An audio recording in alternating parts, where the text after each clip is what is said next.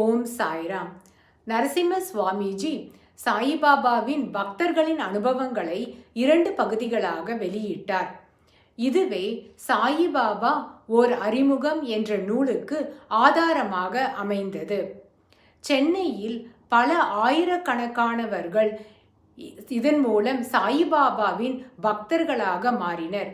சாயிபாபாவிற்கு ஆங்காங்கே பொதுக்கூட்டங்களும் அவருக்கு ஆரத்திகளும் எடுக்கப்பட்டன.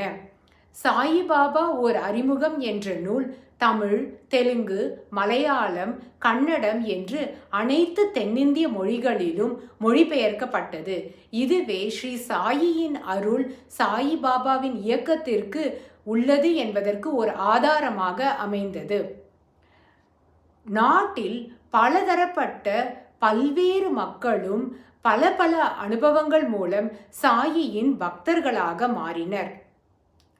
ஆகஸ்ட் மாதம் 29ஆம் தேதி 1936ஆம் ஆண்டு நரசிம்ம சுவாமிஜிக்கு ஆத்மானுபவம் கிட்டியது.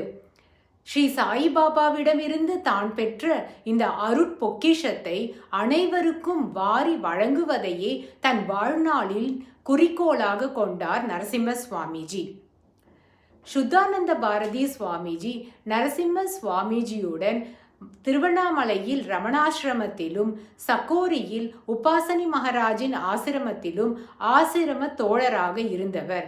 அவர் நரசிம்ம சுவாமிஜியின் முகத்தில் தவழும் மிகவும் அமைதியும் அவருடைய தேஜஸையும் கண்டு மிகவும் வியந்தார். தனக்கு இந்நிலை இன்னும் கிட்டவில்லையே என்று அவர் ஆலோசனை செய்யலானார். ஓம்